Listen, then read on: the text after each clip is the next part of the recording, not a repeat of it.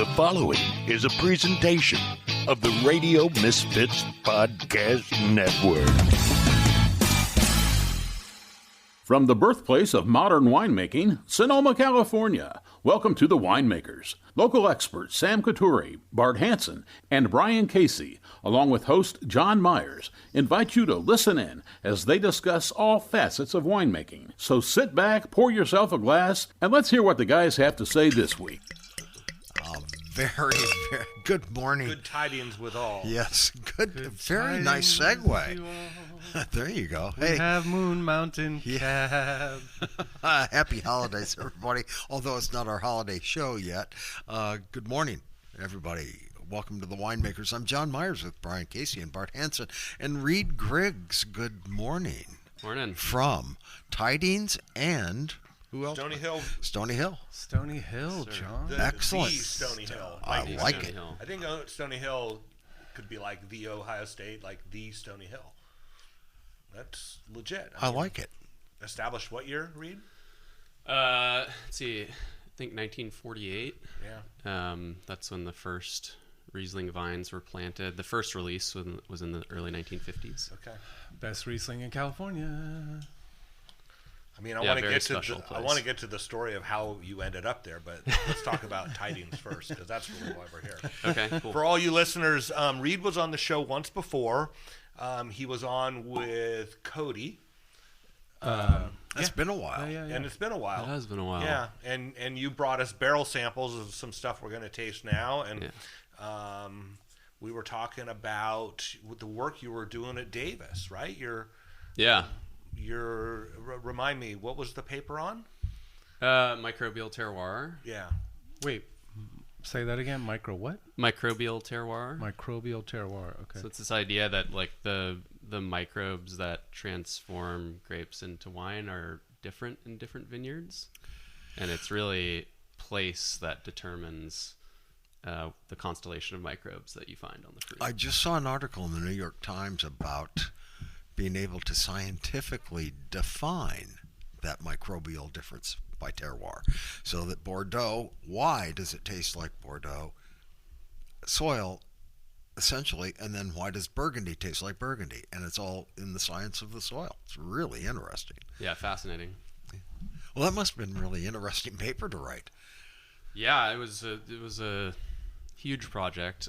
We published just one of 8 chapters that I wrote for my thesis, and yeah, so the work that had been done prior to my time in actually the lab that I was working in, they determined that the microbes on fruit that's brought into the winery are distinct by region and by variety. So different varieties in the same vineyard have different microbes associated with them. This is something that we know in practice, right? There are certain varieties that are more susceptible to pathogens like powdery mildew, but on that extends to the whole microbiome, as a multi-species group.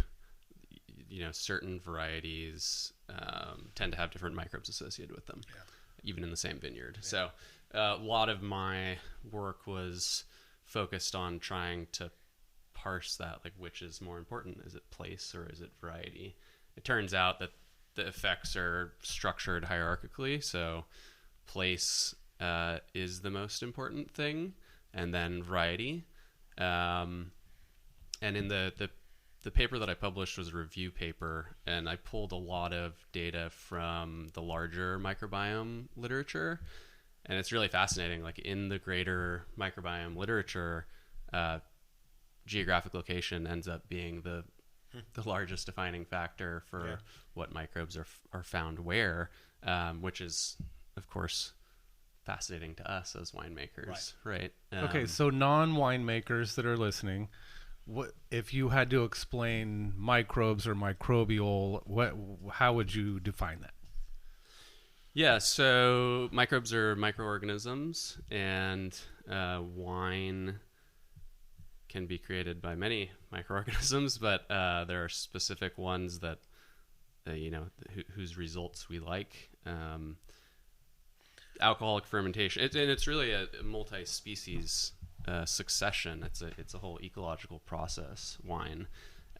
First, when you crush wine grapes, there are non-Saccharomyces yeast that proliferate until about 2 degrees of alcohol are produced, and then they die off.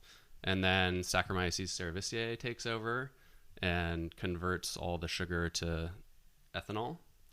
And after that, we have bacterial processes that happen. Enococcus converts malic acid to lactic acid. Okay. That's ML, right? Yeah. And then and so this is actually happening in nature. I always bring this up when people say, "Oh, like wine is like not a natural process." It's Who says that? Well, It's about as natural as you can get, actually. yeah, it is. It really is. It's truly agriculture because we're bending natural processes to our wills, to these tastes that we like. Because in the fall, when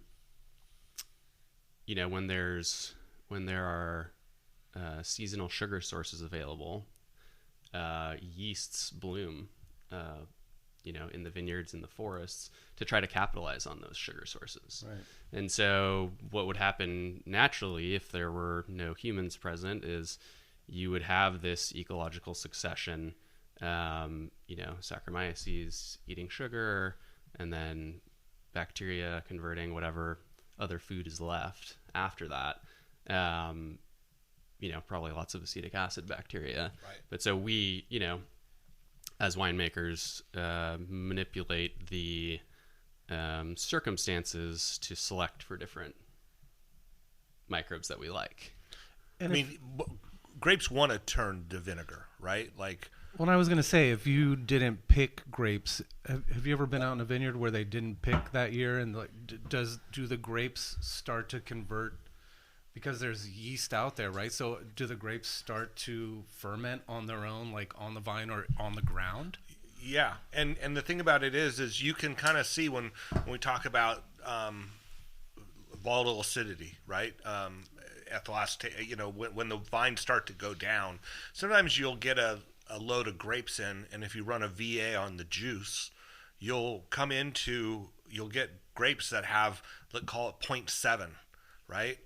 Already coming into the winery. Mm-hmm. So it's a tricky situation. It's a tricky situation because you're already on that downgrade, right? Ideally, you'd like it to come in and have the VA be at 0.2. And then through the progression of fermentation, the VA is naturally going to go up. But hopefully you come out of the fermentation with it at 0.4. But if you're starting at 0.7, by the time you get done with it, you're at a pretty high number. Huh. And that's about farming, and also about decisions for picking, right? Sure. The year, there are many things. Trust me, I'm sure the VAs on the grapes that were coming off the vine just after Labor Day weekend of last year had higher VAs than they would have coming off at the same time this year, just because we had those 3 days at 116 degrees, right? So, but if the vines, let's say some clusters were left out there and they started to convert to alcohol, if deer or whatever come along and eat them, they would get a little buzz, right? Absolutely. And what's really fascinating is that animals seek out fermented fruit. So the mammalian brain is a sensation-seeking organ. Mm-hmm. The use of alcohol is not confined to humans, right? Other animals do that. Yeah, just like they it's would really seek interesting. out Loco weed or mushrooms or yeah. Interesting. Okay.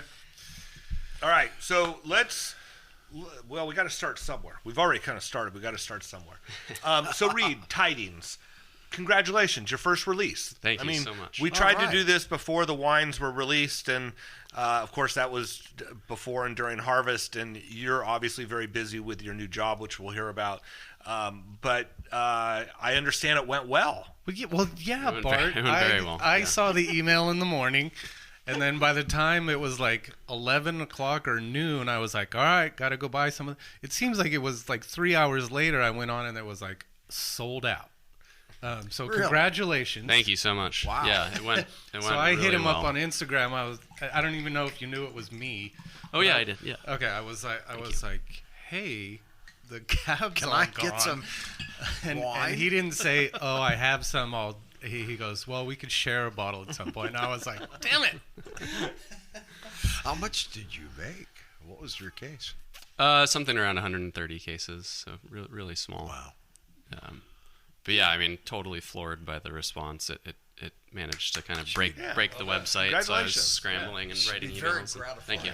Thank you. Yeah. I mean, it's daunting. You put a lot of time into it and years of investment and sitting on it, product, and that's good, you know? Yeah, no, it couldn't have come at a better time. You know, it's been quite a few years since I've made some of these wines, and you know, I have a young baby and a big job, and there have been times, you know, and I go and do all the work at Bedrock in the evenings after my day job, do the pump overs and those things, and yeah, it's there's been a few moments this vintage and last vintage where I was like, what am I doing? Like, I love the wines I'm making. This is great, but am I going to drink all this? You know, so yeah, very very excited. Yeah. So let's get started. What would Great. you like to taste first?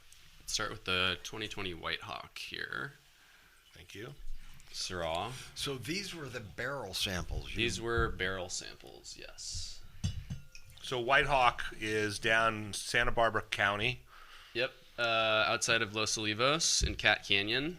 It's a south-facing hillside of beach sand. The vines are planted on beach sand. It's Right. a really wild place. Really? So you say beach sand. I mean, when the other place we kind of talk about grown in sand is Evangelo. Right.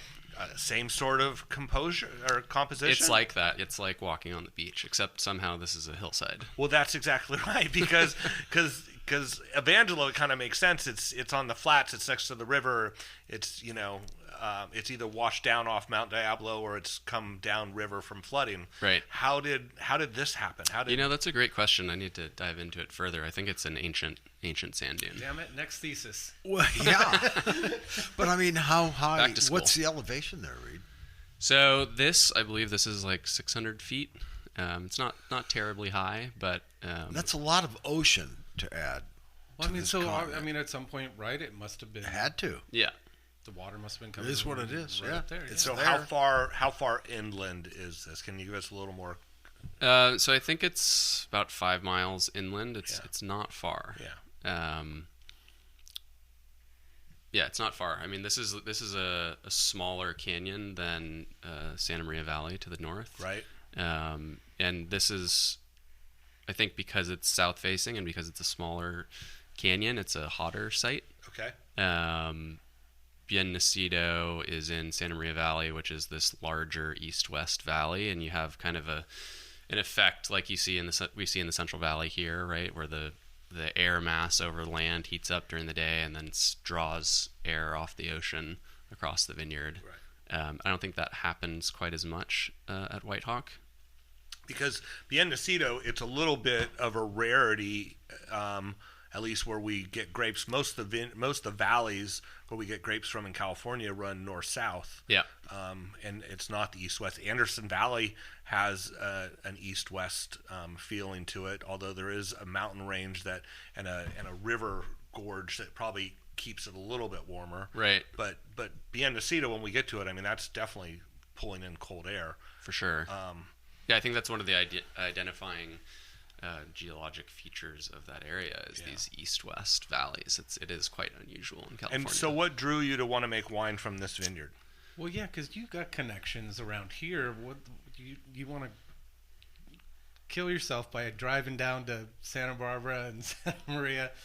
Yeah, or was it's it just far the away. Syrah that was coming off this vineyard that was attractive? So this year in 2020, I didn't make my Cabernet from Moon Ridge. Actually, Corbin didn't pick the fruit. So I had worked in France at Pierre-Gonon, doing an internship Where is that, Reid? in the Northern Rhone. Okay. So they grow Syrah there. in San Josef, and had always wanted to make Syrah, and so a friend and mentor connected me with some of this fruit.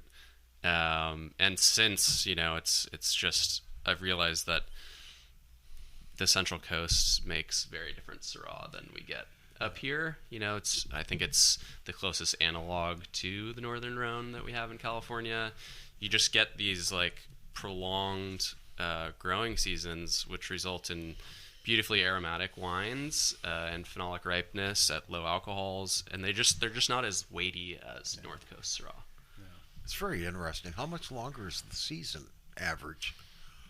We generally pick just when the curtains close. It's there's no more. Almost year round. Climate it's down there. late October picking. Yeah, because with it being that mild, it's not really, you're not really pressured to pick. Phenolic ripeness is what pushes along, as opposed to here sometimes we have to pick because things have, how is it Morgan says, that we've accumulated too much sugar before phenolic ripeness, right? I mean, that definitely happens in warmer climates. Yeah. This smells amazing. Yeah, I haven't it even really tasted does. it. Yeah, this is like a very distinctive wine. It always, even in Morgan's wines and the other ones I've tasted, it always has this kind of candied red fruit and oceanic character, I'll call it, kind of seaweed, nori. Yeah. Yeah, love this one. Yeah. Reid, in your terms, how is this different today than when you poured it out of the barrel samples? It's slightly more mature. It's had a few years of bottle age. And yeah, it's very, very put together, I think, today. I read a quote in that same article in the New York Times about terroir. Somebody said, it's criminal to drink a wine before it's at least 15 years old. It's like, okay, whatever. Couturi quote? Yeah. Yeah, it's a matter of preference. I've been having a lot of our customers ask when to open these bottles, and I opened these all this morning at 6 a.m. and double decanted them. Really? And it's still quite tight. So I like young wine, being a winemaker. Like, I like tannin. I like all of that tension. Right. And if you grow up here in California too, you tend to have had younger wines.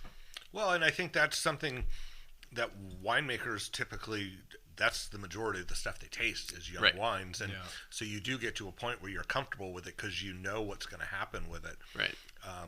But there's no doubt that a good decanting on most bottles of wine will get you to that, where you want to be quicker.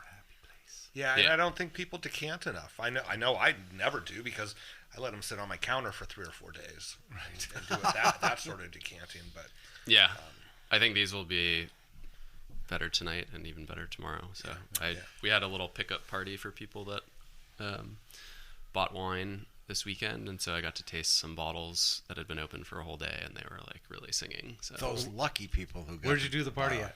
in our backyard. Nice. Come meet the winemaker, get these amazing wines. Yeah. Where do you live over in Napa? We live on Vichy Avenue in Coombsville. And I've had wines from this vineyard before. Who else sources out of here? Famously, Sinquanon made this wine for a long time, and then Maggie Harrison is probably the other big name in there. She makes the Lillian wines, which are really beautiful. Yeah. Where is Sinquanon? Well, what do they call it?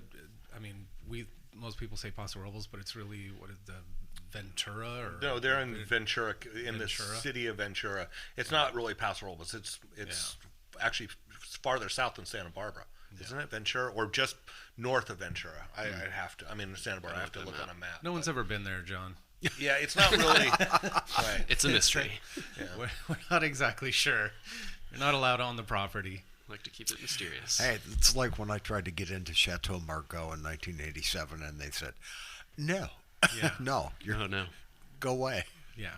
go They visit don't- someone else." They don't have a problem selling their wines. Yeah. So they don't need you Or on the property. Latache. I have friends who are still trying to get into Latache, Yeah. who live there and who are winemakers. So Yeah, good luck. Yeah, I we went on a trip in Burgundy, and we went to DRC and asked if we could get in, and they wanted nothing to do with us, but we could get into the vineyards, because they're all marked and stuff, and we had some pretty funny pictures from that time. I'm sure. Awesome. Yeah, it was neat. I had a very unusual interaction with Joey Benziger the other day. How's Joey doing?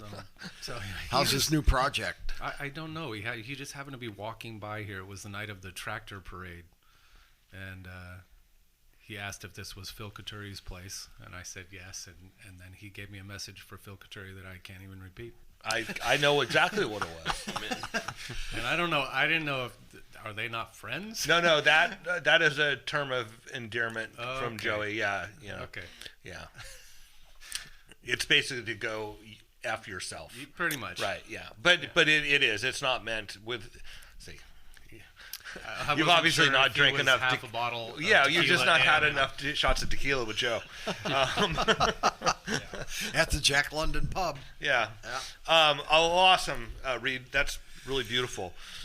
So maybe while we're talking about the next wine, we could speak a little bit about your new job. How did that come up? I mean, storied winery. Fairly new ownership in the past. Has it been 5 years or so? Something like that. Yeah. Even less, 3 years. Okay. So could you talk a little bit about who owns or the back? Why don't we start with the history of Stony Hill? Yeah. So Stony Hill was started by Fred and Eleanor McRae. They loved Burgundy, and were living in San Francisco, I think, as the story goes, and found this property to kind of live their dream and plant vines and make wine. And they made what they liked to drink, and started a mailing list. I think it was the original mailing list in Napa Valley. Yeah. And just, I think originally they sold wine to their friends, and then kind of through word of mouth got more customers, and famously would have people up and taste wine on their property with them. And was he the winemaker, or had they had winemakers over the years? Fred McRae was the original winemaker. Okay. And then Mike Collini, who was there for 47 years, started as the vineyard manager in 75, I believe, and started working in the winery. And Fred McRae passed away in 77, and Mike was the winemaker there until it changed ownership. Yeah. Okay. Where is it? Over. So we're up on Spring Mountain, surrounded by Bothie State Park. So it's really this spectacular 160-acre property. Nice. 40 acres planted to vines. It's really unique in the Napa Valley in that we have a lot of north and east exposures. It's really kind of a ridge line. The property starts at 400 feet, and we have some vineyards, and there's a road that snakes up the back of the ridge, and we have vineyards dotted all the way up to 1,500 feet, and the house and original winery is right in the middle at 800 feet. So how do you get there from original Highway 29? Oh, you just hang a left right before Bothie State Park. Yeah. So Reid, I mean, definitely as far as Napa Valley goes, and the way you're describing the vineyards being laid out, I mean, a cooler area for that. Sure. Yeah. I mean, and that was kind of what their wines were known as, right? Wines of, as we say now, maybe more restraint and not as Napa Valley as a lot of the wines are now. Certainly. And then with making the Riesling, also kind of the reason why that was successful is because of probably the place it's grown and the way the vineyards are laid out. Yeah, absolutely. So what's really special about being there is that, I think the place produces wines that fit with my kind of natural proclivities. Like, right. I like understated wines with tension. Right. And it produces that easily and is known for that. Right. And moreover, the current owners love those kinds of wines, right. And that's the mission. We're not trying to fit anything into a box. We're letting it be what it is, and what it is so gorgeous. how did you come into this job? I mean, great question. It almost sounds like it was written for you, and Yeah, I mean, it's a literal dream come true. I think So Carlton McCoy, who's the CEO, hired me, and we had become friends before talking about this.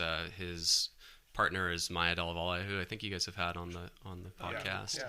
I worked for Maya in for a calendar year, Okay. 19 and 20. Okay. And so I think she may have said some Is nice this things. Valladolid? Yeah. Yeah, Okay, Della right. Valle. Oh, Yeah. Della Valle, yeah. Wonderful people, and we, Nice wines, we, yeah. Seriously.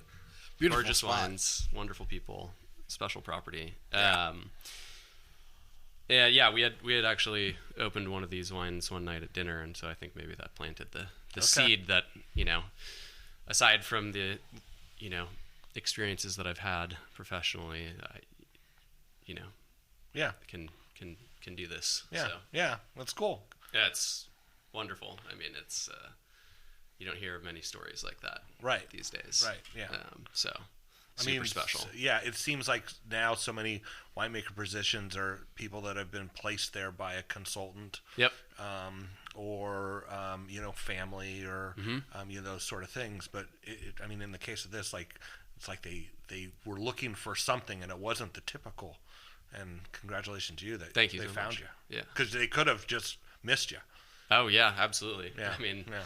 yeah. Yeah. So Cool. it's dream come true. Yeah. Well, is it all estate fruit?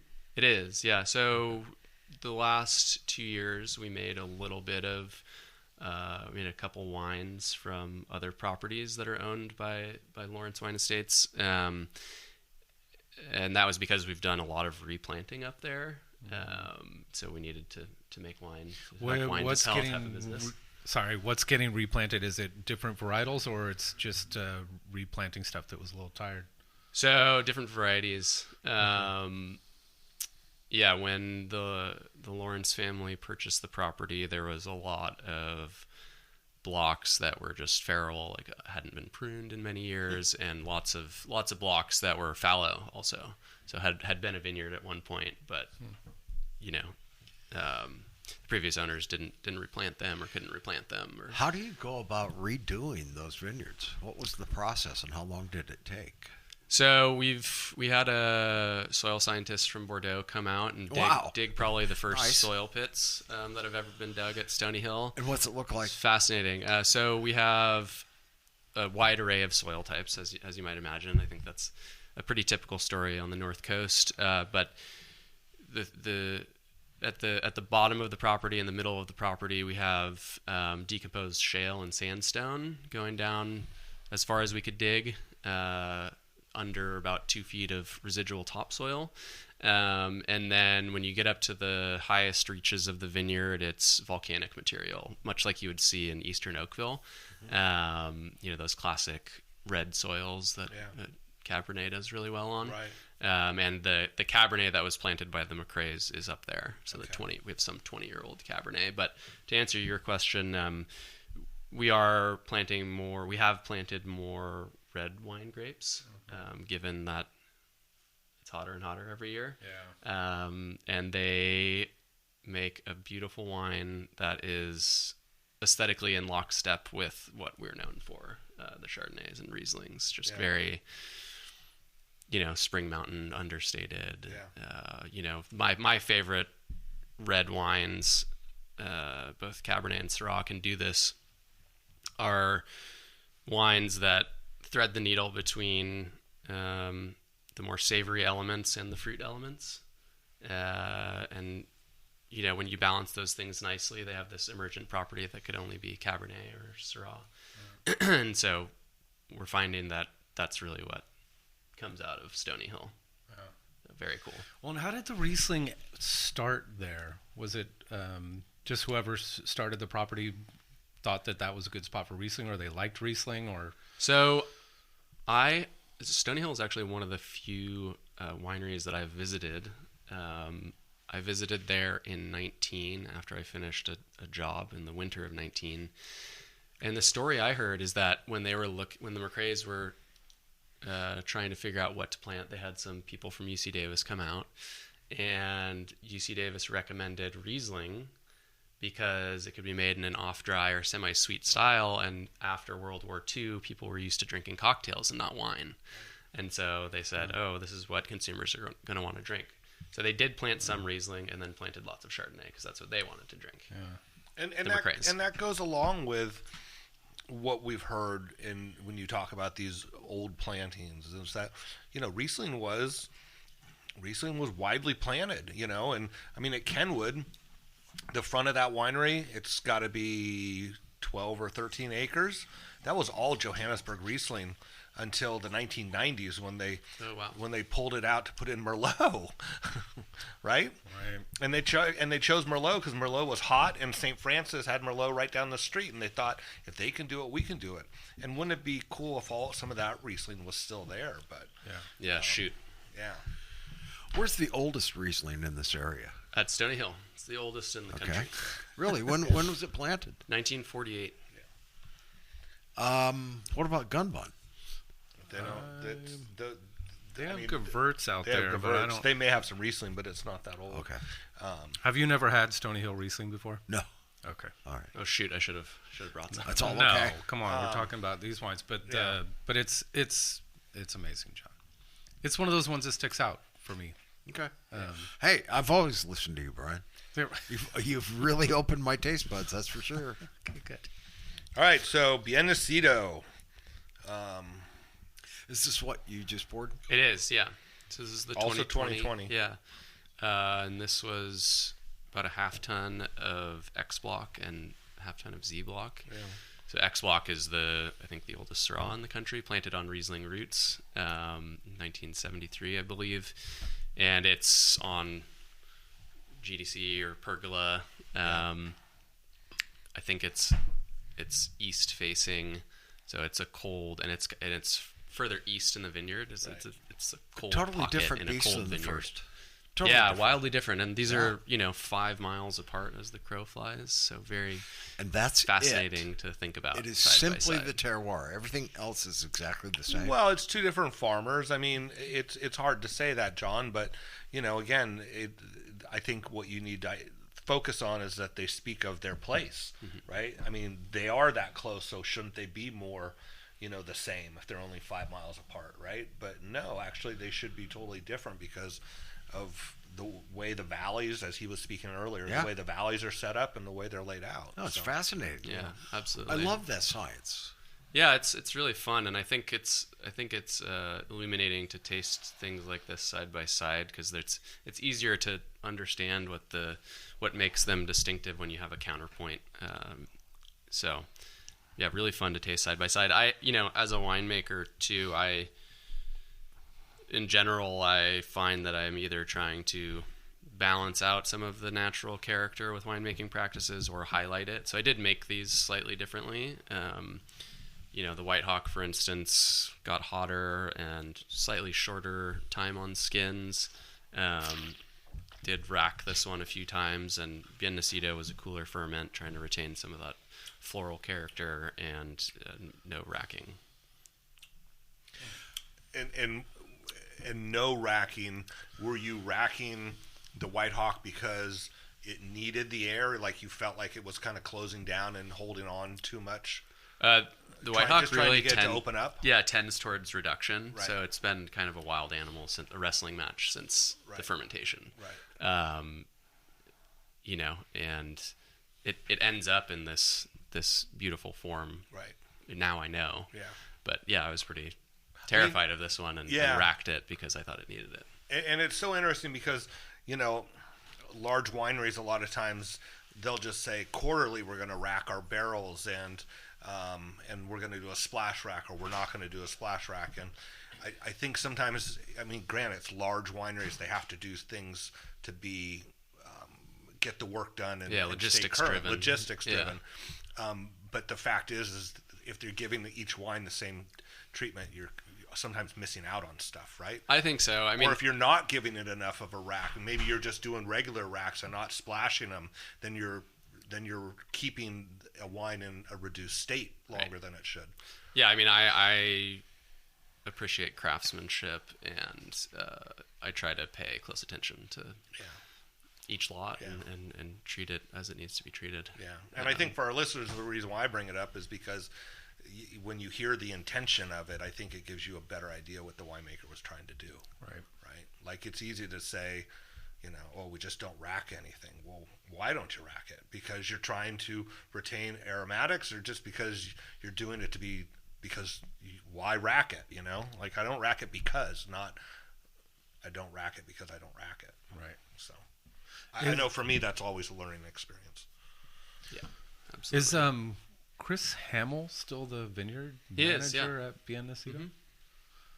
I remember I don't think I've ever met him, but he had this little project of making his own wines where he supposedly created like a miniature version of Chateauneuf, like on one of the hillsides there. Yeah, I think that fruit is going to Bedrock now.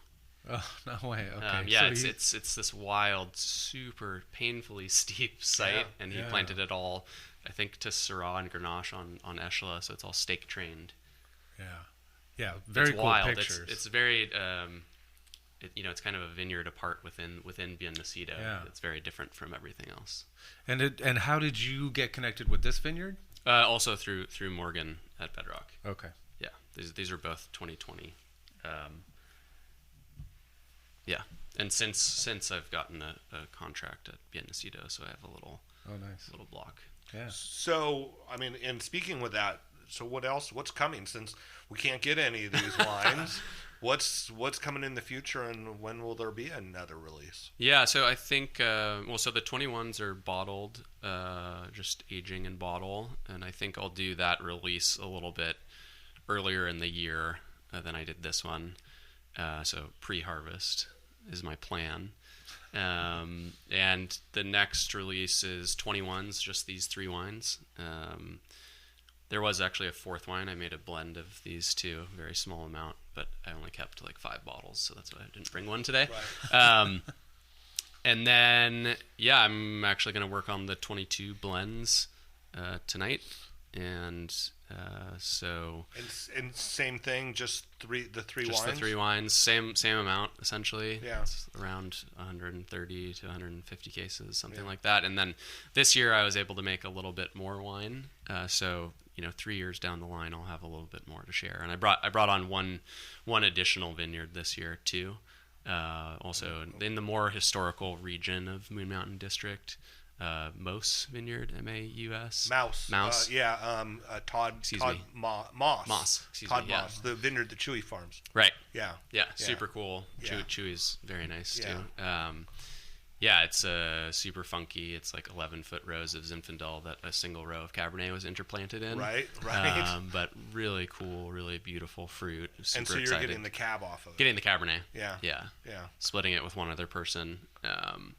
And it makes a very different wine than this, which is again close as the. Well, because if I remember right, that kind of sits in a saddle, right? It does. You come up Cundy, it sits up above Cundy, which only comes up maybe a couple hundred feet up, but then there's a big wide saddle before true Moon Mountain elevation starts happening, right? Yeah. So kind of protected a little bit also. It is, yeah. It's a little protected. Reid, you said you were going to do some blending tonight. Can you tell us a little bit about how you do your blending and your taste and who works on it? Yeah, I mean, it's just me. But actually, I usually try to rope my wife in to tell me if I'm going too far down the rabbit hole and making a mistake. But I try to taste the wines frequently and think about what they might need, and then play. Essentially the way I attack it is that things that work go together, obviously, and then it's that last 5% that is really can really have a huge impact on a wine, which direction you take it. I'm a big believer in kind of the marginal gains, and that every detail matters. So are you 1%, 2%, 3%, or are you a 4.5%, 5%, 5.5%? I'm a half percenter. For sure. You are. Yeah. And also found that I don't necessarily subscribe to the whole barrel has to go in. I really get down into the weeds. Yeah. And, so what do you a few do? gallons of this, we can do that. Yeah. Wait, where are you making the wines? At These Bedrock. wines? At Bedrock. Yeah. Okay, so then if you didn't use a whole barrel of something. It's not like you're dumping it down the drain. I have done that, but bulking stuff out. Yeah, if I need to. Find a home for it. Try to. Yeah. So you're making these wines at Bedrock. You're at Stony Hill during the day, and then you're at Bedrock at. Are you touching Bedrock wines, or you're just? No. Okay. He did an internship at Bedrock. I did my very first internship. Actually, the day that I found out I got into UC Davis, I for graduate school, I had an internship with Bedrock. So very much as like a sliding doors day, and luckily made the right choice, and I'm sitting here with you today. But no, I mean that the whole team there has, they've been mentors to me and dear friends, and Morgan has been kind enough to let me make my wines there. Still, I mean they do that really well. They have kind of a kids' corner where there's a lot of talk about UC Davis, and I'd like to know who's talking, John. Right. Lots of chatter. There's a lot of people talking. There's a lot of out shit there. talking going on. Well, I'm wondering what the classes are like. I mean, is it like a college course where you're sitting with a lecturer, or is it 3-on-1 and you're just having intense discussions and philosophy and science both? I mean, yeah, it's graduate school, so it's rigorous. The classes that the graduate students have to take are the same as the undergrads, with additions. And so there will be undergrads and grad students mixed in. The graduate students do it all in 1 year, whereas the undergrads do it in a few years. And then we have to take additional seminar courses, which are maybe what you're imagining, where it's a more one-on-one or smaller group just reading papers. What's really cool about going to graduate school in the UC system is that you're able to take courses outside of your department. So I was able to take some soil science graduate microbiology courses that were more what I would think of as the traditional, or what my kind of vision of what graduate school was before I started, which is just like reading papers and talking about them with other you're students. there to learn a very specific skill set. Where did you go to college? It's not like going I went to to college. Chico State. And what did you study at Chico? Neuroscience. Okay.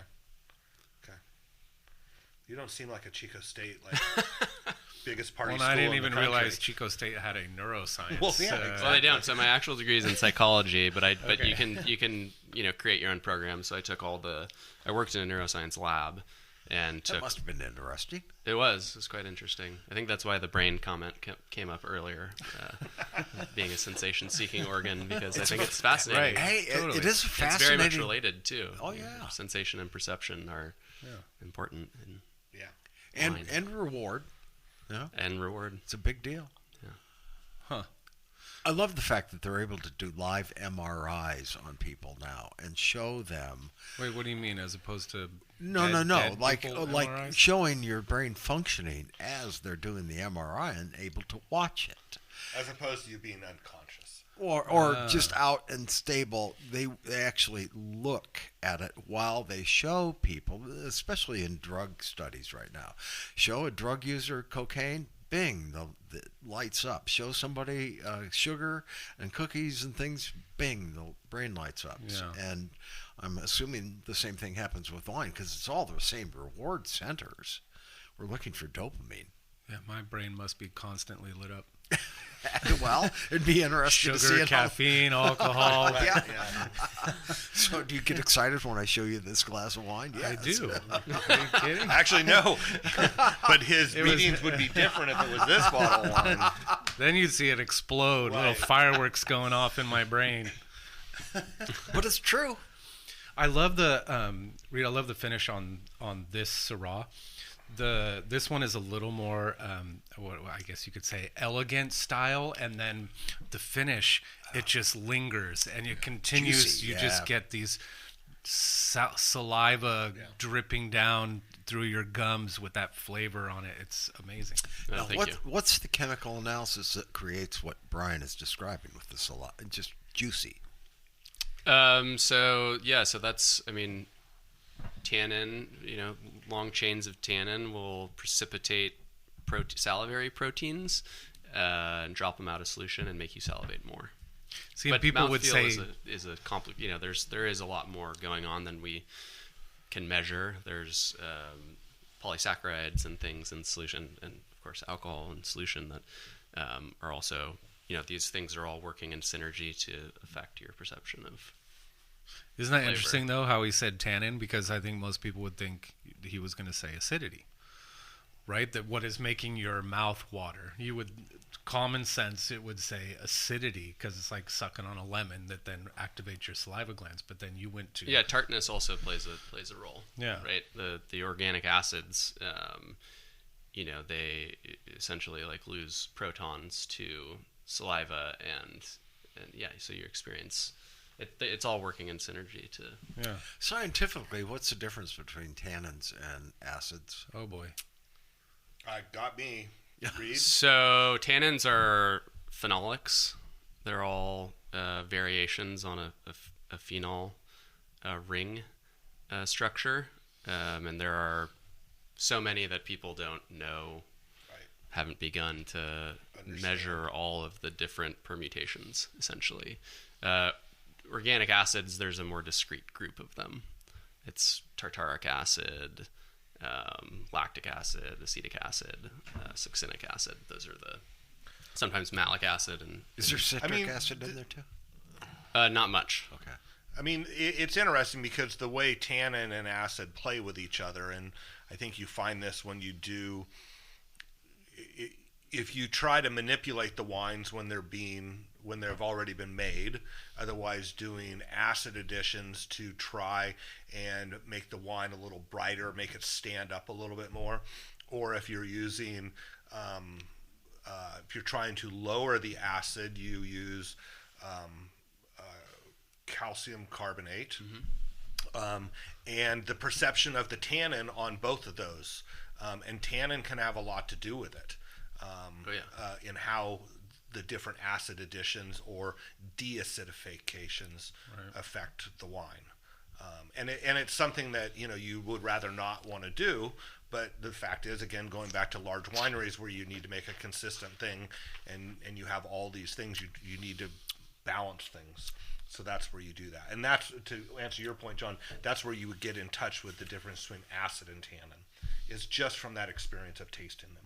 Sure. At least for me. Absolutely.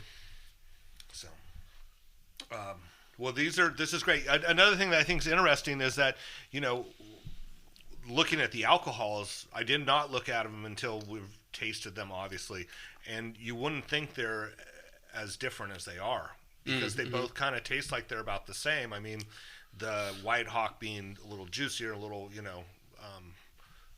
little more body. Yeah, I mean, a little bit that might be the alcohol, but it's not like I would have thought that I wouldn't have thought that the Bienacita was really lower. Certainly not as much as it actually is. Yeah, interesting. I think it's time to start some sort of revolution where we stop talking about alcohol percentage in the initial conversation when we look at wines. A lot of people find that so much in the tasting room setting, that people are looking at alcohol and they have a preconceived notion about what the wine's going to taste like, or more importantly, whether they're going to like it or not. Yeah. And it's so weird that well, somewhere along the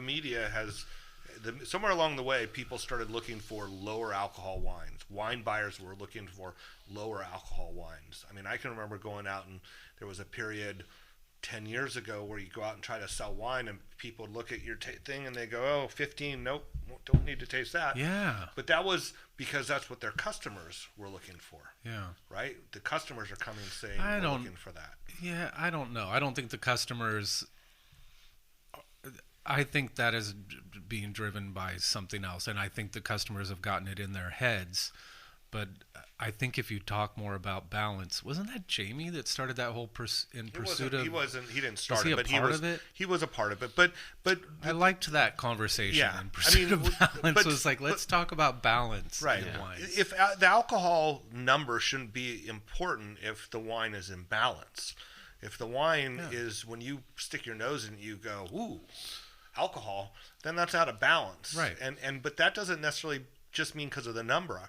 I feel that it a lot of times has to do with the fermentation and the aging and how much you manipulate the wine and all those things. Yeah. Like, because every time you manipulate or change it, you gain something, but you take something away. And maybe what you're taking away is that thing that holds it together. Right. Bart, what range are you talking about? 12.5 to 15 only? I mean, what's the lowest? Well, I mean, that's kind of where wine lives in this day and age. I mean, yes, there's lower than 12 in the natural wine setting, but yeah, I mean, 12.5 to 15. Or let's, Bart, you 16. drink Vino Verde, so let's dip down to, what, 8, 9? Yeah. Something like that? Those are delicious. Yeah, Totally. delicious. Yeah. Right. And, It's just weird, and usually that conversation in a tasting room setting is a lot of times comes up around Zinfandel for some reason that people want to talk about alcohol. And I don't know if that's because we did a bad job in the 80s and 90s with overripe fruit waiting for Zinfandel to all completely go through verasion or something. No, I don't know where it all think, came from, but it's I think taste the wine first, and then if you think it smells or tastes hot to you and you want to look at the alcohol and have that conversation. But I when people are looking at alcohol percentages first, it seems like a uneducated point of view. Well, again, to go to Reid's point of perception, and once you're given that information, then you're looking for it, right? Or you're aware of it, right? Yeah, you're cued. And so you're cued, and so and I think part of the problem with Zinfandel is that, to John's point, I mean, overripe and then leaving sugar behind to hide the overripeness. When it's 16.5% and 3% sugar, that's a different sensation than 14 and balanced. Yeah. So anyway. So Reid, you got 2 Syrahs. You planning on making a Grenache here at some point? Yeah, I do love Grenache. Kind of have my hands full right now. All right. And then what was the decision making on what varietals that you wanted to do for yourself? Yeah, I mean, so I just started with Cabernet. I love Cabernet, and also have experience working in Syrah vineyards, and I love Syrah. I think, like I was saying earlier, my favorite, the red varieties that I think are super noble are those that can balance herbaceousness and fruit characters and have this emergent property that defines the variety, like Cabernet and Syrah do, right? And with Syrah, we have pepperiness, rotundone, and with Cabernet, we have pyrazines, which are the can be green, but also contribute to, if they're ripe pyrazines, they contribute to like the tobacco flavor or olive smell. So I love that. Bart, you might know the answer to this. That Trinity Ridge Syrah from Lassiter that literally smells like bacon. Are they adding bacon in there? No, what the hell is going on in there? It's Syrah and heavily toasted barrels, or is that what it is? That's probably where you're getting it. Okay.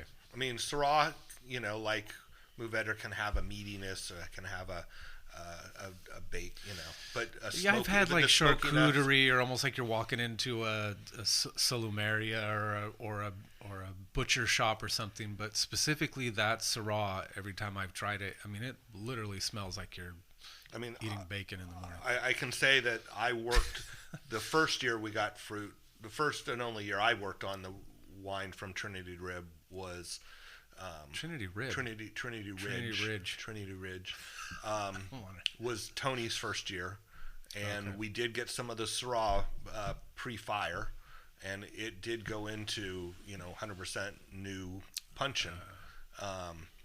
So that's, I mean, and I'm not saying there's anything wrong with it. Then, I actually really like it. Right. I mean, who doesn't like bacon? Right. But I was just wondering. I thought maybe there was something with the soils up there that made this unique flavor composition or something. No, I think it's oak. Okay. Oak and toast. Interesting. It's definitely a Syrah thing. Yeah. The meatiness. Yeah. Yeah, Syrah. I mean, I think my attraction to Syrah is that it's wild and unbridled, and I think of it like it's an ancient variety, and I think of it like kind of like the pre-Olympiad gods in Greek mythology or something, right? It's just it's doing its own thing. So I have a deep love for Syrah. But it is still that varietal, right? That like people who are in wine or love wine, love Syrah, and then it's just then there's like this drop off out I there know. in the market of Syrah drinkers. I think people don't know what to expect, right? Like, there's a lot of full throttle Syrah out there that may or may not retain the varietal character that we're talking about. And then there's also people making like very, very light, very delicate Syrahs. Like, I hope mine are somewhere in the middle. And when all of a sudden they were planted in California, Sonoma, Napa areas, Sonoma, quite frankly, because at Napa, I mean, there's plantings, but there were large plantings of Syrah done here and throughout the state. And, you know, a lot of those went into Syrah decline, so those acres are shrinking.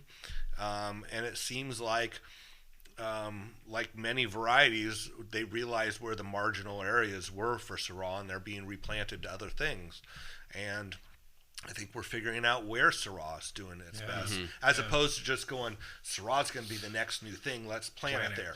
They did the same thing with a thing called Merlot. Let's plant it. To some extent, they did it with Pinot too, right? Like there's definitely places that,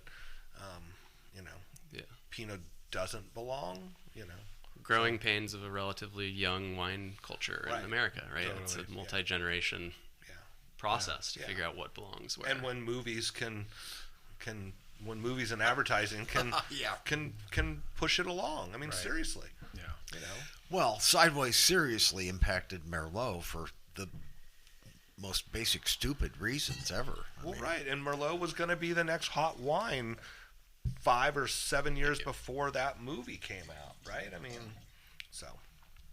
All right, so dun dun dun. And what are we tasting now? So, well, you got to finish yours, Syrah, before you get any of this. So, how did you get hooked up with this fruit? So Corbin is my friend from graduate school. Oh, we went to grad cool. school together, and I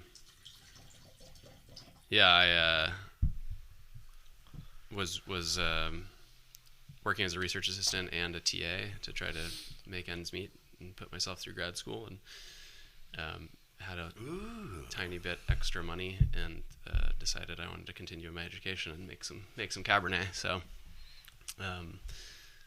That's how this wine was born. You didn't meet from working at Bedrock before, like I being think in I remember Sonoma. him walking through the cellar one day when I was an intern, but no, we met at grad school. At I mean, Davis. just wondering if the Sonoma connection was Well, then we put it all together. Right, Like, we know a bunch of people in common. And Reid, Bart is playing with this map of Moon Mountain. cool. I want to ask you about your label. It's a map. And It it's cool. is. I was just telling Bart, I'm so used to my iPad. I want to put my fingers on there and expand Zoom in. so I can see where it is. Tell us about that.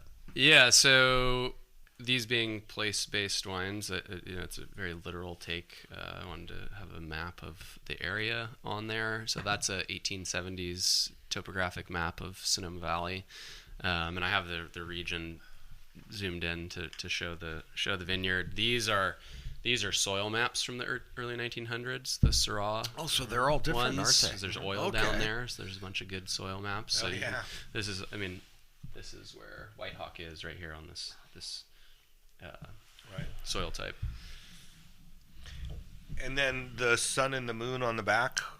That's just some Anything special? iconography that like we liked when we were really originally looking at ideas, just idea generation for labels. And I mean, the sun and the moon are how we measure time, and tidings are supposed to be the message from these vineyards for the year.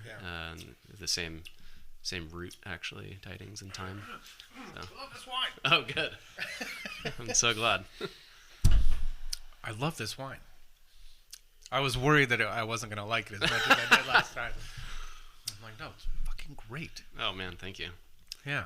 Yeah, So super does exciting. Corbin sell off fruit to a lot of Not different much, people? no. I think there's just maybe 2 of us. Yeah. But was it Danny? Is he selling some to...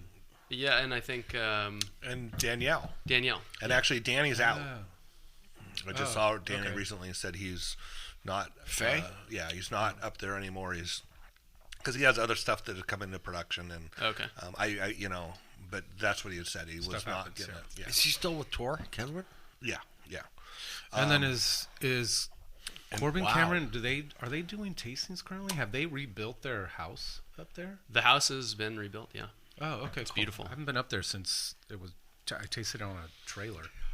Yeah. So you should harass him and go up there. Okay, It's cool. gorgeous. Okay. Yeah. Now, this has either a very tannic or very acidic feeling on my mouth. Both. This is a very acidic wine. Okay. Those soils, for whatever reason, produce a wine that has very low pH. And so when I'm making the wine, my extractions are all very, very gentle. I do just a couple pump overs for kind of fermentation health, yeast health, and then let it sit on the skins for 3 weeks, mostly just super gentle punch downs, because the mountain tannin 3 weeks plays with that acidity, and it would be easy to go too far, I think, in extracting this wine. And it still has that juiciness, though. So pump overs early on, get some air into the early fermentations. Yeah. Get a decent extraction without too much alcohol presence, and then go to the punch downs. Just keep them covered, real gentle. Just wet the cap. Yeah, the most part. exactly. Yeah. I think so like this 4 weeks total on skins. This one was 23 days. Okay. I think this Biennacido was more like 25, and White Hawk was 18, I believe. Is that a lot? It sounds like typical. 23 days sounds like a lot, but so these are they also have a cold soak going, because I don't use commercial yeast. These are all wild yeast, so it takes a few days for them So to remember, get Brian, going. the fruit comes in cold anyway, and you either make it cold, keep it cold to get that extraction, or just on its own warming up in the cellar, which are usually, during harvest they can be warm, but depending on where you keep them, the fermentation won't kick off until it gets to a certain temperature. Yeah. So if that takes 3 or 4 days, just that alone adds, to the total count on skins. yeah. Right. So when you think about it like that, it's not actually a very long time post-alcoholic fermentation. Right. And it's not even, and only doing, really manipulating it early on. It's very, very hands-off. Very hands-off. And it's funny what people say about, punch overs and punch downs. There are people that feel punch downs are more manipulated because you're, pushing hard, and you could be breaking berries or breaking stems and whatnot. Pumping over, do you pump over with a fire hose with a pump turned up and you're actually hitting it and breaking the cap, or are you just sprinkling over the top? I've seen that. Those are new, totally I've seen different. Video of that new thing that looks like a it's not a new sprinkler thing, system but that you would have in your yard that's like pointed down on top of the. I'd never seen one of those before. But the interesting thing about that is one thought about that is it's the juice is just going down in between the skins, and it carves a path. Right. And there's certain areas that don't get any effect of it. So it's important also to break that up so the juice flows through everything. Well, and it seems like you're aerating too a little bit more than you would with just doing a normal pump over with like one hose going. Yeah, but it's almost still, like those Venturi things. Right. Well, Venturi is actually bringing the air into the juice before it gets sprinkled. Gotcha. But if you think about just the sprinkler, that's fully CO2 rich air. Like there's no oxygen there. There's so much CO2 coming out of the wine from the pump over. Huh. Yeah, it takes work to get oxygen in there. Yeah. Hence and the Venturi. What's barrel program like for all the wines, but specifically for this cab? So no new oak. There was one once used barrel on this at the beginning, and then I thought that it was too strong. So actually, I'm a big fan. Wait, how did you figure that out? Just tasting. I just was tasting. I was like, oh, I can really see this barrel in the wine, and it was like a little bit too much for me, and so I took it off, swapped it to some neutral large format barrels, and then and actually at the very end thought I could use a little more, so swapped in another once used barrel of a different Cooper and Toast. So no new oak, some once used oak, which definitely still has oak character. It's just not quite as strong. But so I'm totally curious how the making of this wine came about, because most people, let's say a lot of people, when they think about Cabernet, think about new oak and think about maybe heavy extraction. So this is not that. This is a beautiful Cabernet that I would think. I mean, this is like Sonoma Cab at its best. Thank you. Wow. Yeah. But like, how did you get to that place? Was it the fruit telling you that's what you were going to make, or it was some decisions where you're like, no, I don't want to cover up that fruit with a bunch of new oak? Or yeah, I like wines that are transparent.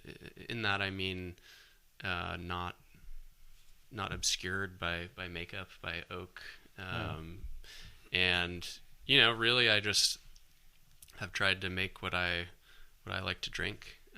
Because, but like, what was an example of a wine that was like this, where you're like, oh, that would be cool to make a cab kind of like that, or was it? Yeah, I just kind of did it by feeling. I think the mountain tannin and the acidity, I was cautious of going too far with that. And yeah, I mean, this whole venture was my opportunity to do what I felt and make what I believed in, kind of explore that. And so it's pretty, and you never use the word pretty and Cabernet. Right. It's like, yeah, I really like this like delicate extraction idea with all the wines. I kind of so that. Another wine that, Brian, that you taste and pretty well is Cayman. So Cayman makes cab from Moon Mountain. Yeah, completely different. Thank you. How so? I think they're not shy about use of new oak. And honestly, John, I don't drink a lot of Cayman Cab unless Robert is opening up a bottle for me, which we don't. Normally we're drinking Uncle French Bobby. or Spanish. I can't afford to drink those. They're like $150, $200. I don't know how much those things cost. I can't. Yeah. What's your price point on all these wines? So the Cabernet was $90 and the Syrahs are $60. Yeah. And how do they get a hold of you? And where do they buy? Well, you don't have any wines for sale. Do you have any library? Get on the mailing list now. Yeah, mailing list. Well, yeah. I have a handful of wines. I was able to bring some today. Okay. But literally like 2 cases of the Syrah, and I think I have 3 or 4 of the Cab. So for our listeners true out library. there, get on it. I think we told you to get on the mailing list the last time when he was here. But you didn't do that, or maybe you did, and you've got a little. People did, so yeah, thank you. and that's something. Good. There you go. Yeah. But get on the mailing list because the first round is tasting delicious, and I'm sure there's more coming. So thank you. Yeah. And you're available at Reid, R-E-I-D, at stonyhillfarms.com, as well as. Yeah, you can also get in touch with me, Reid at tidingswine.com. And just one more little thing about Stony Hill. So Stony Hill has a tasting room on property. We do. We have a gorgeous new hospitality space. It's like spectacular. Anyone that's interested should definitely come up. And feel free to reach out to me if you'd like. And how does the cellar look at Stony Hill? So we're not using the old winery space, unfortunately. Okay. It's a long conversation, but I'm sure essentially the road is making that impossible. So the road is too small and shared with other folks. And so so we're making the wines off-site right now. Okay. Okay, cool. Because the Lawrence, the family has other facilities. Yes. So it's done at your own facility. Group. Yeah. And could you mention those other wineries just for all? Yeah, so Heights Cellars, nice. Burgess, Ink Grade, and Haynes. Yeah. Lots of gorgeous wines being made by all of those incredibly talented folks. So, and if you went up to Stony Hill, what's like on the tasting menu currently? That's a great question. I think we have 2 different options. One's like more involved. It's current releases, and then usually something from the library, because we do have a awesome library of these Chardonnays that age very, very well. Tell us one of your favorites that you've tried recently, like vintage. Oh gosh. I drank an 11 at the end of harvest. That was magical. And then we had a team dinner, and I got to try the 97 out of Magnum. Ooh, and nice. It was, I would not have guessed that it was a 97 if I had tasted it blind, let's just say. So beautiful. Beautiful wines. Well, in storage and putting wine down, how long is the average difference here between a regular bottle 750 and a Magnum? I mean, you can put a Magnum down for a lot longer because it just takes longer. Is that? I mean, supposedly because of surface contact, and then I think sometimes people do Magnums with a normal size cork, and sometimes they do them with the larger cork, so then it kind of offsets some of that. I don't know if that depends on the bottle. Typically, it's a usually logistics thing. 1.5s are typically regular corks. Yeah. Yes, you're right. But then a 3 liter is always a much bigger cork. Yeah. Right. So, slower. I'm gonna refer to someone who went to UC Davis and yeah. Yeah, so there's the same amount of oxygen ingress, but there's more wine, so it has a less impact over time. Yeah, do you want if it was a 2013 and if you open it up in 2020, it would have had 7 years aging, but in a Magnum it would have had on the 3.5. Right. Yeah. I don't know if anyone's actually done those numbers or anything, but the problem is every cork is a little different. So Yep. Yeah. it's all a little open to interpretation. Yeah, old wines, it's great bottles, not necessarily great wines, right? Right. If you won the cork lottery, you're going to get a good wine. And it is amazing. That's always, I always want to see what a cork looks like. And every once in a while you get one of those corks and you go, wow, now that's a cork. I'm going to hold on to that one. Yeah.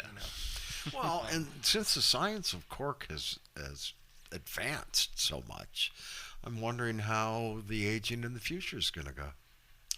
Yeah, cork is a natural product. There are lots of synthetic options where people can really dial in the amount of oxygen ingress. I personally prefer natural cork. I think I'm the same way. It's part of the magic. Yeah. So. Yeah. And I find, I open probably more of my bottles than anybody else, and few and far between. I did have one recently, and it was very apparent. It was actually a great learning moment for the people that I was tasting with. But I was also glad that it was me that discovered it, because they might have just looked at it and said, this wine's weird. Tell us about that. Well, I think I just did. It was, we were tasting it, and I smelt the wine, and it was off. And I went and opened it, and I had poured it for them, and no one really commented about it, but I said, I think it's corked. Let me go grab another bottle. Mm-hmm. When I grabbed the other bottle, it was a completely different wine. Yeah. And so it was very obvious. So it was a good learning thing for them to understand. Okay. Now, the next time they get a corked bottle, will they identify that? No. They might. That's one of those wine memories. You have to learn what that is. And I think it takes time. That's why wine education classes are so good. There you go. So, love it. Awesome. What are your plans for the holiday? Hang out with family. With our baby. How old's the baby? 1.5. Wow. A little girl named River who's the light of our lives. So it's, this Christmas is going to be a lot of fun for her. Take a lot of photos. Absolutely, yeah. And so many photos. Print them. That's great advice, because my phone is replete with photos, but very few on the walls. So you got to get them on the fridge. Yep. Yeah. Fridge, small frames, shelves, walls, everything. Yeah. Also, say I like that. Make fine dreams. Thank you. Is that from something? Yeah, it's from Tom Robbins. Have you ever read Tom Robbins? I haven't. No. He's great if you're looking for something.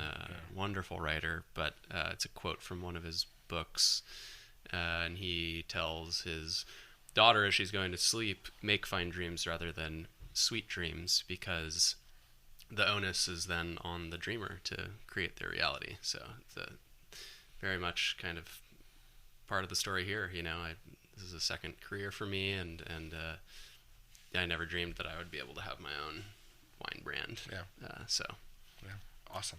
Yeah. Congratulations. The wine's tasting awesome. Yeah, absolutely, so man. Thank you. Yeah. Seriously. Awesome.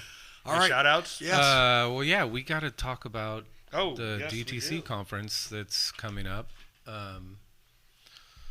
Bart, if you want to jump in. We're going. You were there last year. I was at Eco Farm with Jasmine. I think you and Sam were there, so you have a little more. So the direct-to-consumer, I sat in on a couple of the seminars, very interesting.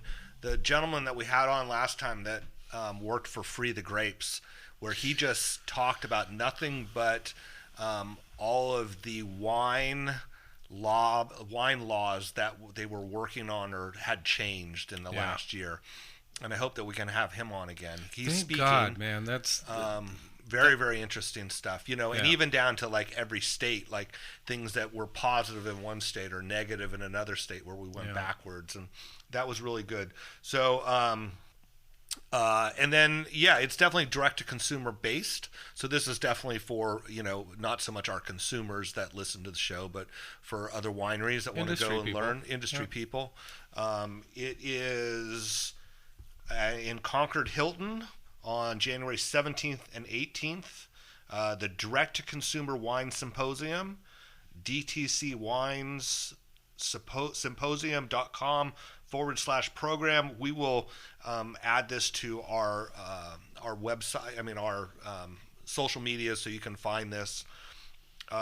We will be there interviewing some of the keynote speakers. Friend of the pod, James Joyner, is going to be doing a seminar on social media, from what I understand. 2 days of keynote workshops focusing on DTC best practices for wine marketing and analytics, state regulations, AI, and more. Fundraiser for Free the Grapes has grown.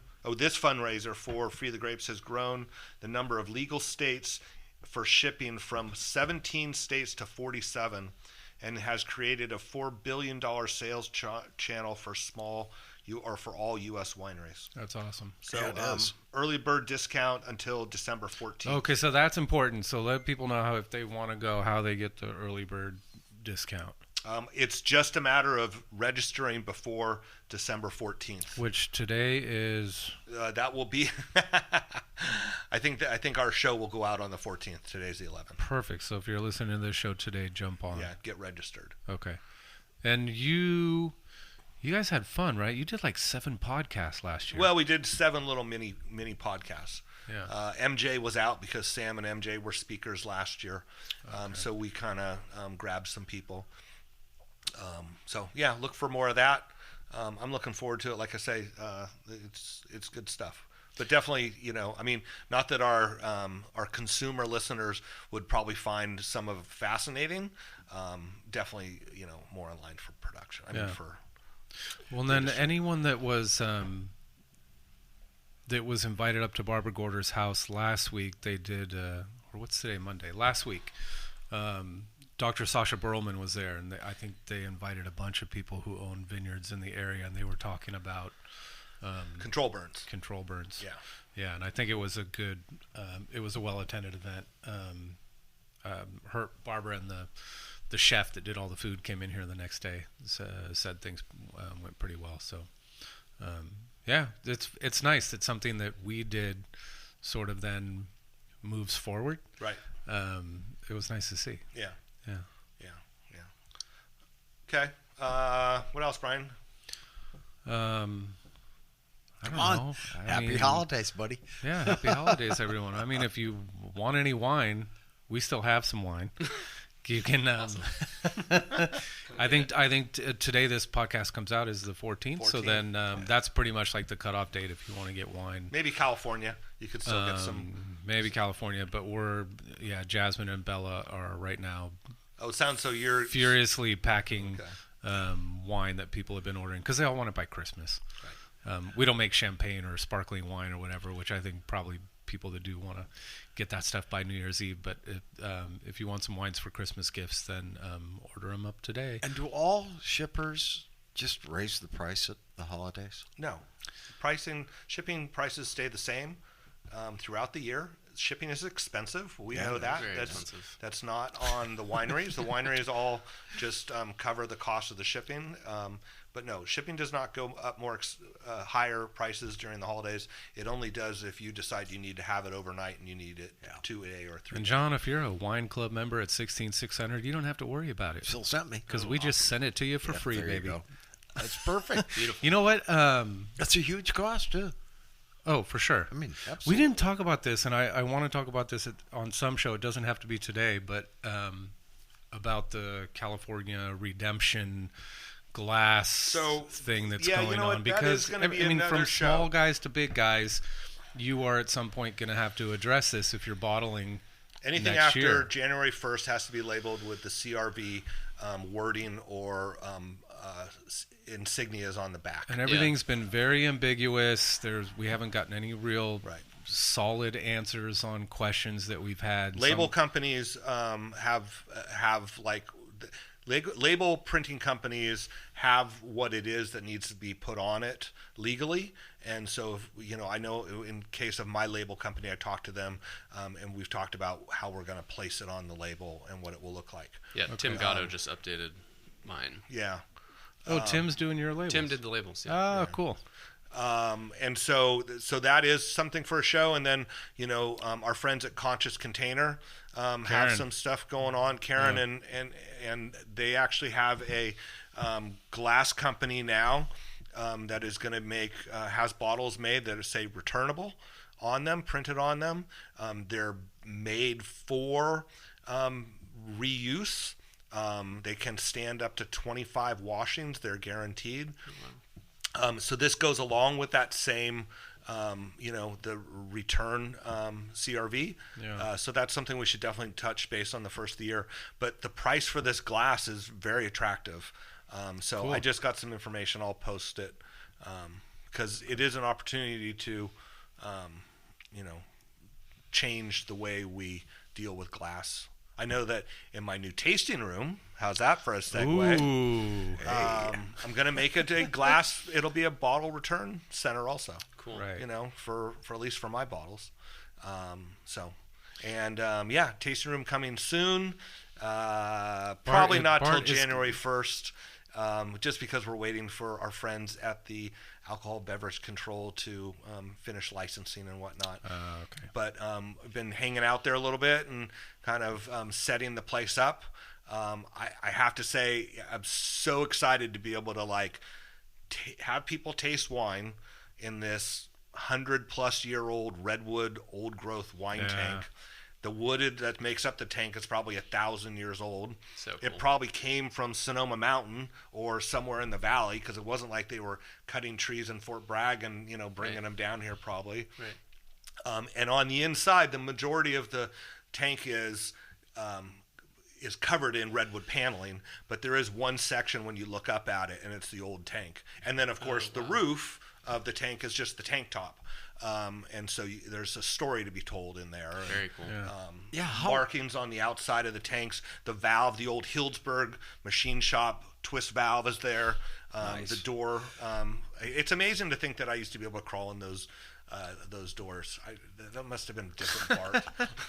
They sure are very big. Reid, you wouldn't have a problem getting in that tank at all. So what's Me, the it's just my shoulders. Though. What's the history of that tank? Do you know? Yeah, I'm still kind of learning all that, but so across the street from where the tasting room is on Arnold Drive is the old Jack London Village. Jack London Village was, of course, the mill was the first thing that was put in, the grist mill. And then later on, I think it was Chevet who opened the first winery. Reid, you probably know this. Your family's nearby there. Yeah. Chevet opened the first winery. And then at some point it turned to the Pagani family. Mm-hmm. Early 1900s. And not the Pagani family of Kenwood Winery, but the Pagani family of the vineyard on Highway 12. And then for a long time it was the Glen Ellen Winery and Distillery. And so the tank was across the street, was part of that original winery. And then when the property was sold, or the ownership was split up of the two properties, the gentleman who owned what became the Jack London bookstore picked up one of the tanks. Well, didn't pick it up. They disassembled it because you can see where they numbered it on the outside when they put it back together, and sometime put it back up. So that's what it is. Yeah, I was told that it was they were told that it was a fire hazard to leave those barrels across the street because they were made out of wood, and so whoever it was that moved it across the street said, "Well, I'm taking one of those things." Yeah. Well, I mean, we all know that redwood probably burns pretty good, you know. Yeah. When you hear of house fires in their old houses, that, you know, old houses were made out of redwood because there was so much redwood. That's what you made it out of. And so, yeah, I'm sure. Yeah, we can't wait. I mean, Glen Ellen's going to be a cool little. Oh, absolutely. Now that Bart's in town, you got Cindy. You know, It's everyone even knows cooler. Cindy from Passaggio. Passaggio and the Yep. Schermeisters, and you have Talisman over there, and Bettina with Laurel Glen. and Laurel Glen, and I mean, and it's funny. We've already been talking, and Eric Ross. You know, Eric Luce. Eric's been doing he's it for been like there 30 years, Yeah. and Eric makes some really delicious wines. I think, you know, and Mayo around the corner, Yeah. around the S-turn, so it should be really fun. little destination spot for tasting. Yeah. So. Yeah, and then have dinner at the Glen Ellen Star featuring the Dane Cellars Zinfandel. Excellent. There you go. Yeah, how was that tasting dinner? Oh, Big success? the wine dinner, of course, it was the Glen Ellen Star. Like, the food, Brian was there. The food was exceptional. For me, you know, it's funny. I talked to some people that did the tasting before, and they said, "Oh, we met all these new people and sold a bunch of wine." And everybody that was there was someone that I knew and is a friend, and it was very special. We had a great time. Mike Benziger was there, and Mike and Mary, and Nice. It was great. It was great. Yeah, no, the wines were amazing, and Ari, you know, of course, did a great job with the food. And that my favorite dish was that gnocchetti with the rabbit sugo. And it's now on the list. Oh, cool. After Makes that, sense. they put it on the mean, list. It was the best thing I had that night. Yeah. And it made sense that they were going to open up a pasta Besides place. the wine, of course. Well, of course. Yeah. The food was amazing. Hey, thank you, Reid Griggs. thank you. You know, owner and winemaker at Tidings and also over at Stony Hill Vineyard. Thank you so much for visiting us this morning. We told people to get on the mailing list, but how? Yes, do how do they do get in that? touch? Just go to the website tidingswine.com, and there's a sign up there. Cool. And next release will be earlier in the year next year. Yeah, I think probably spring, summer 24, something like that. Increased production. Nope. Another herd. Yeah, the first 3 years are just about the same. So That's what you want to hear, the John. fourth year will be a little bit more wine. Yep. All right, everybody. Let us know early. Well, Thanks, Reid. Remember, Thank you. make fine dreams, and we'll see you next week. All right. Thanks for listening, everybody. Thanks, Reid.